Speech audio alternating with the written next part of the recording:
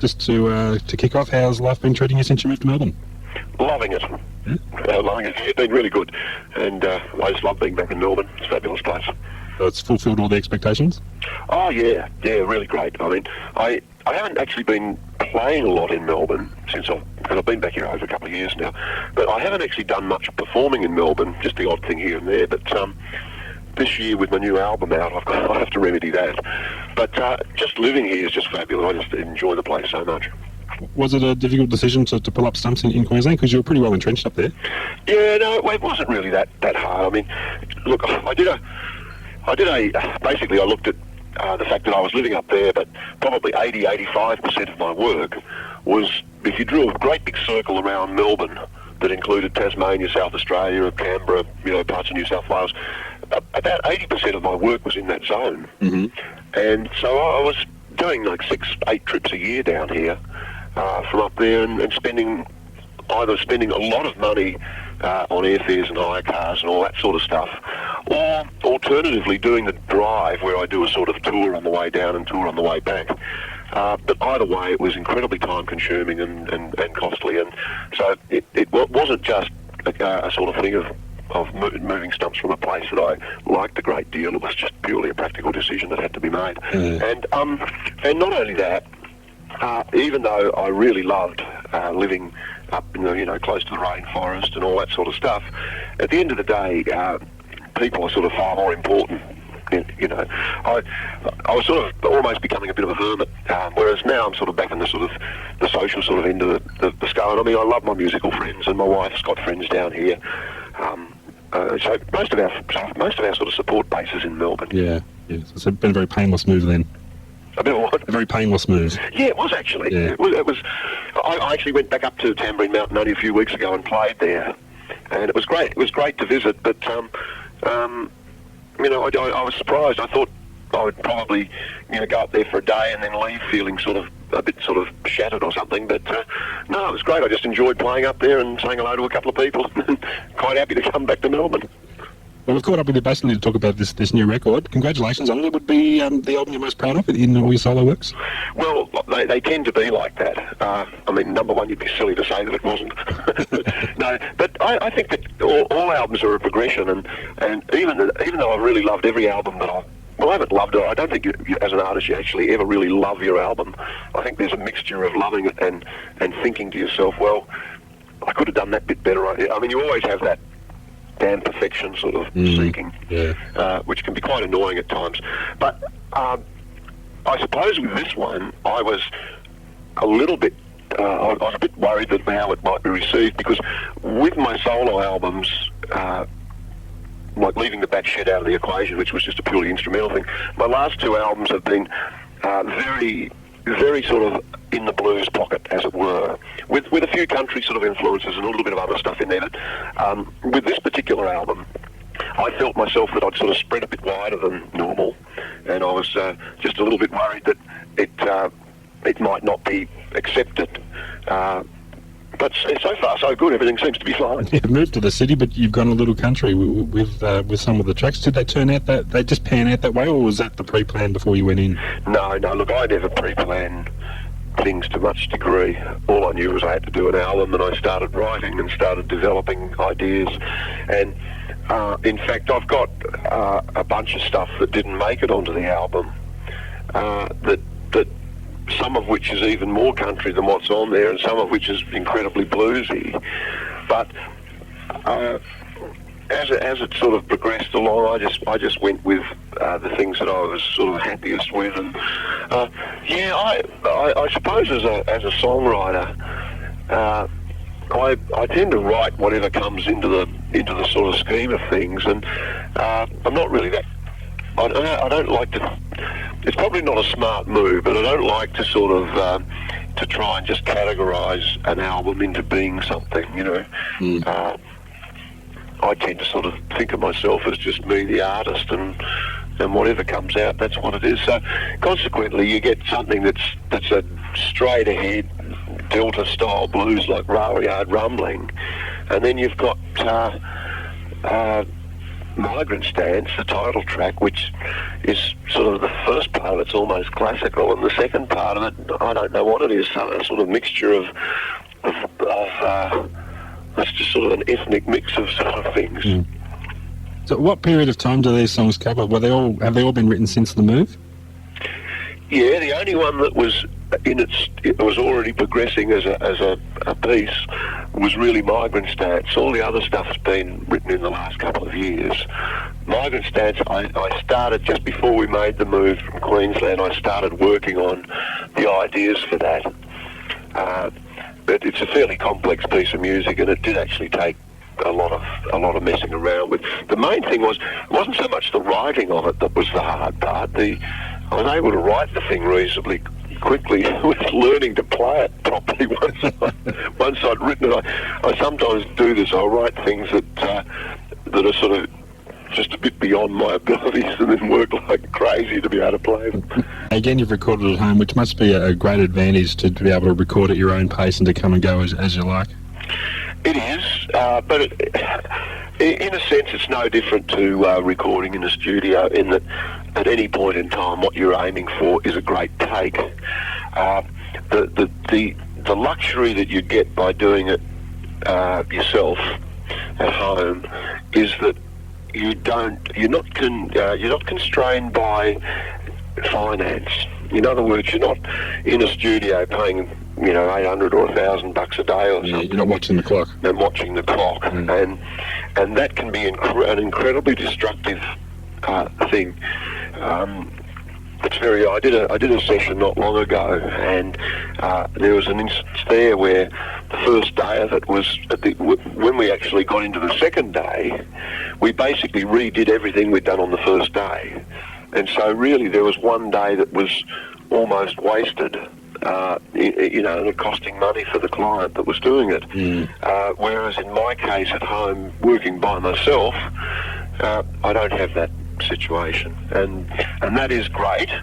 On the other hand, there's a lot to be said for working in big studios that are incredibly well equipped. I'm not incredibly well equipped, but the gear I've got there's not a large amount of it, but it's good gear. Yeah. But the main thing that I probably miss in my situation is actual space.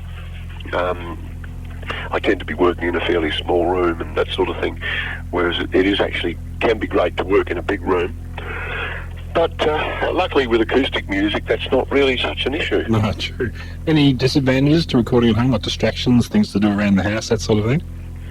Well, yeah, the main distraction with recording at home is of course exactly the same reason that you're it's exactly the same as the benefits, because it's the fact that you're not constrained by a budget, you're not constrained by time limits, so you can tend to sort of waffle on and dilly-dally and say, oh, I don't like that, I think I'll do it again, whereas if you'd been in the studio you probably would have accepted what it was, and it probably would have been quite acceptable anyway. But so yeah, it's sometimes a bit hard to put a deadline on yourself when you're working at home, and of course that can also influence things in that there's probably a couple of tracks on the album that shouldn't have really been on it had I stuck to a timeline, but then I sort of wrote things during the course of recording the album and thought, I really like this. I think I'd prefer this one to that other track, and so work on that, and consequently it waffles on and on and on. But no, eventually I actually said, that's it, I've got to have it done, and I started booking the mastering suite and started getting artwork together and that sort of thing, and that sort of put my own time limit on it, and consequently got it finished. Otherwise I could still be sitting in there twiddling the knobs. You've certainly carved out quite a niche for yourself in this acoustic format. Is that where you're most comfortable now? Well, the thing I like about where I've ended up now is the fact that I have got a niche in the acoustic market, and I love it a great deal, and it's a totally separate entity to my electric side. So when I go and play with Jane, I put on my electric hat, and that I find is really great, because it keeps me fresh as an electric player. And then after I go and do chain for a couple of weeks, I'm just, chafing at the bit to get back at the acoustic stuff. So it really works out well. I love it.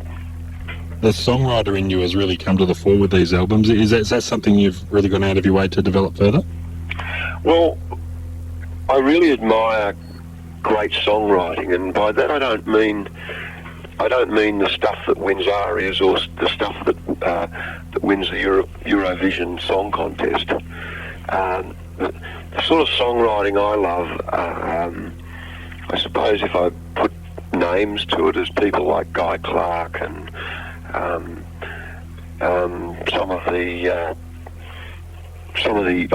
lot of the sort of singer-songwriter people that are sort of writing great little songs about real things rather than structured pop songs, Mm. And the other thing that I've discovered about songwriting is that it's incredibly hard to write something good that's incredibly simple. Like when you get really complicated and put lots of chords in it and this sort of thing, there tends to open up all sorts of variety. Trying to sort of keep to a really simple format and write interesting songs, I find a great challenge. For instance, the old blues format that so many people have used over the years, to write a blues song is really, really difficult, to write a good one. And so I take that sort of thing as a real challenge to aim at the simplicity of it rather than the complexities of it. There's some songs on there, particularly songs like Dreaming 1930 Blues, which conjure up memories of some of those great old Dust Bowl ballads. Was that the feeling you were trying to convey there? Well, definitely with that particular song, because I love listening to the Carter Family and Jimmy Rogers and a lot of the stuff and blues stuff, of course, from the 20s and 30s. And it does have an incredibly romantic sort of touch to it, because it was the beginnings of the music industry as such, and it was the beginnings of so many things, really, as well as of course the historic suffering of the Depression, which bred a lot of the music. So yeah, it was sort of that's why I called it Dreaming 1930 Blues, because it was trying to convey a feeling of that. And some of the lyrical content of Dreaming 1930 Blues came from an old-timer, a miner that I used to go and stay with up in the bush in Tasmania when I was a teenager occasionally. And he'd sit round the fire at night and tell myself and a couple of my mates all these great old yarns about the 30s and 20s and 30s in the mining industry and he had a traction engine. So I somehow managed to get all of that into the song, I hope, anyway. Really nice addition is the inclusion of the violin on some tracks, particularly the title track. Were they written with that in mind, or how did that evolve?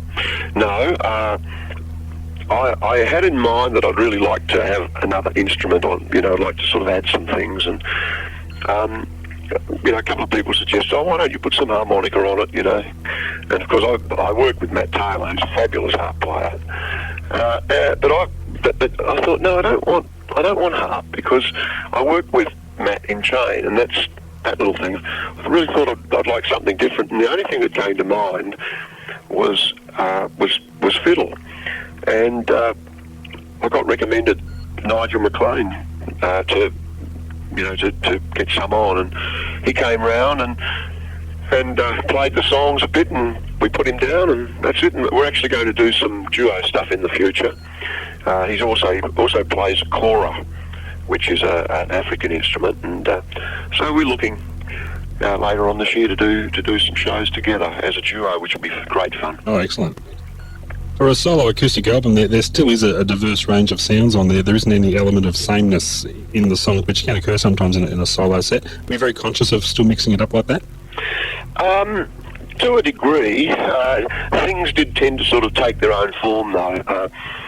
I mean, I could have probably, with half the tracks, I could have probably just put down one guitar and a voice and not added anything.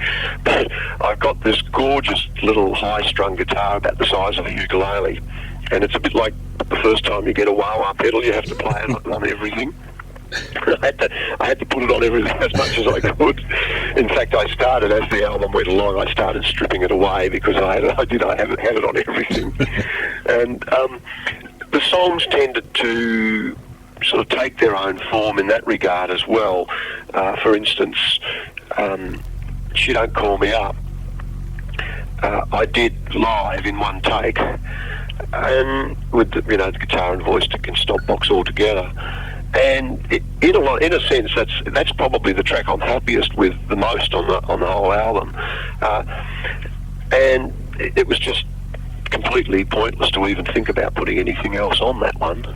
Whereas something like Field of Green really did need extra instruments and things just to get the character across, because Field of Green was sort of written as a song rather than a performance piece, and took quite a little bit of thinking through to work out what I wanted to use on it to get across the sounds, because I was basically trying to duplicate a sort of an Irish sort of sound, because it's about when I did my first trip to Ireland last year and did a tour over there. Yeah, there's a variety of guitars used on the album. I guess that contributes a lot to the diversity of sound. Was it a case of trying different songs with different guitars before you decided which one to record with?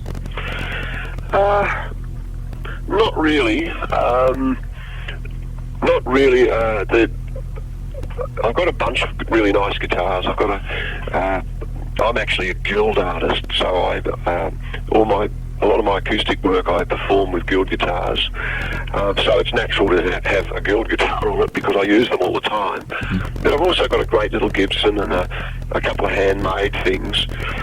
And I tended to find that I'd go through favourite stages of particular guitars, and that was to do with how I was miking them, and also if I suddenly felt like recording and one of them had dead strings and the other one had really good strings, I'd use the one with the good strings because I couldn't be bothered changing the other one. So there was tended to be a bit of that as well. And then some guitars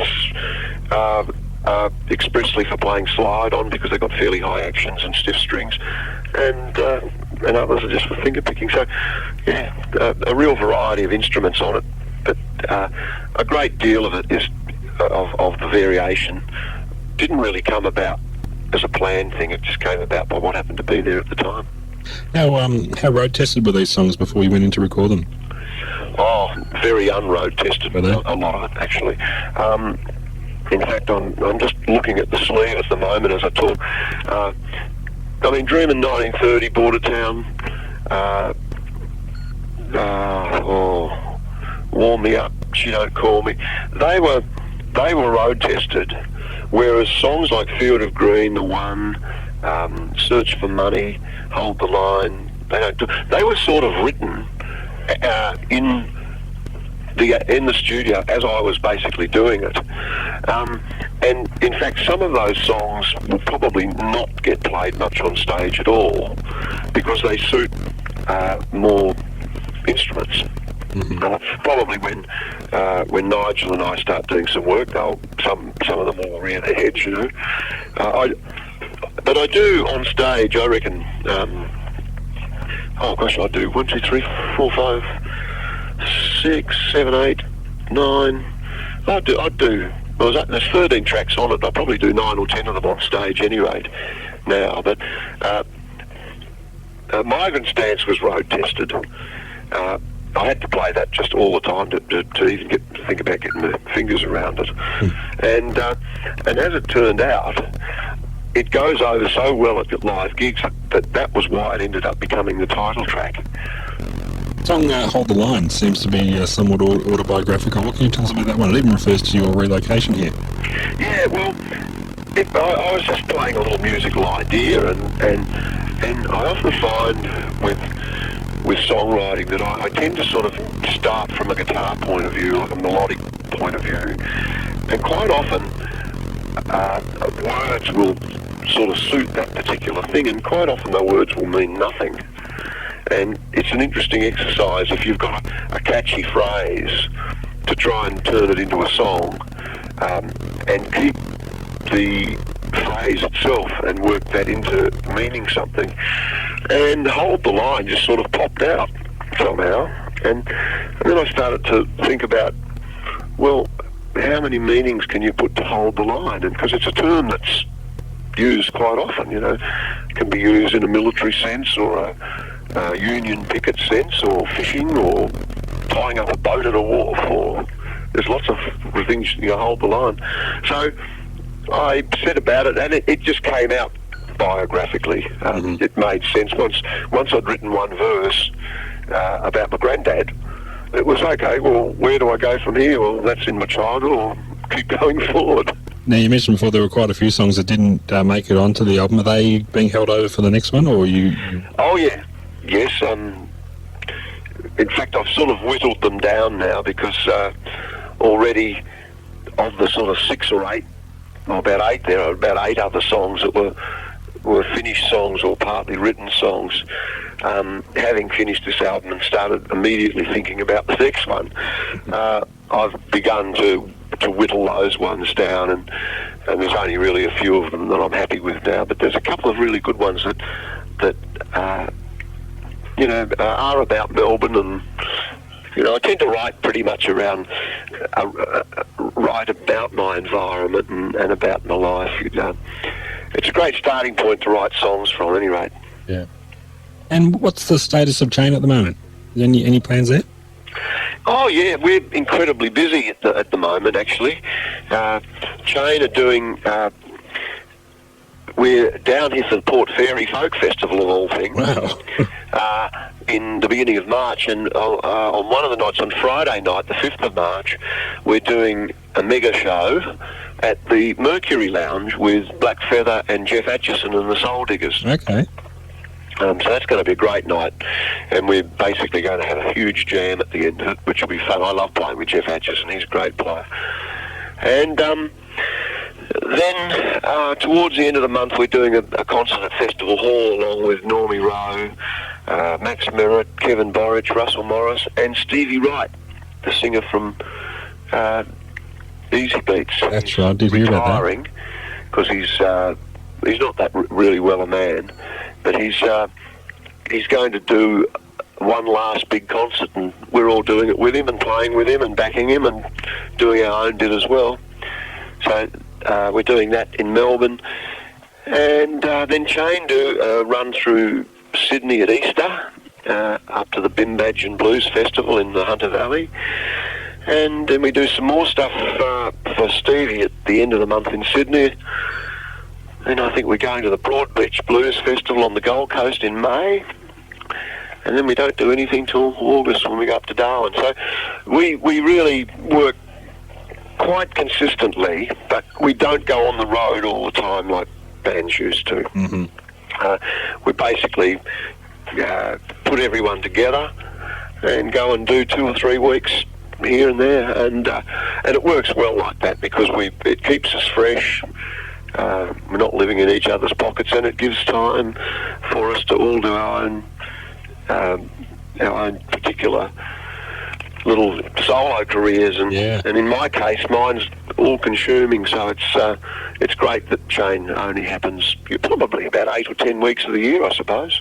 So in between all that Chain stuff you've got coming up, we'll have ample opportunity to catch you live, solo? Yes, there's ample opportunity to catch me live.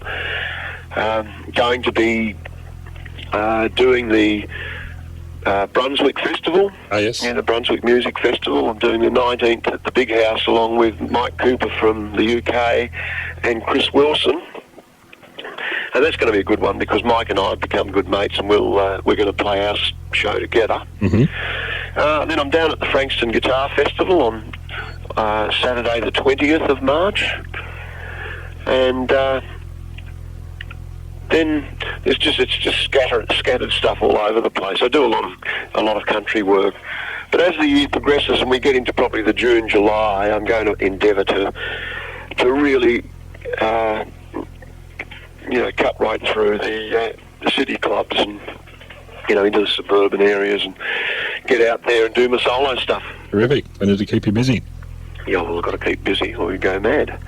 Thanks again, Phil, for catching up with us this morning. Congratulations once again on this album, Migrants Dance. It's a fantastic piece of work, as we expect from you. Thanks, John. And no doubt we'll catch you around the traps in the upcoming months. Fantastic. Good on you. Take care. Thank you, John. Bye-bye. Bye-bye.